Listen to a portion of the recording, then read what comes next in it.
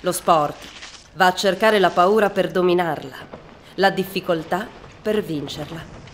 Molti desiderano lasciare una traccia sul terreno umido, mentre scendono liberi tra i sudori freddi e l'adrenalina. La mountain bike è uno sport che richiede resistenza fisica, equilibrio e capacità di guida. Il miglior riconoscimento per la fatica fatta non è ciò che si ricava, ma ciò che si diventa.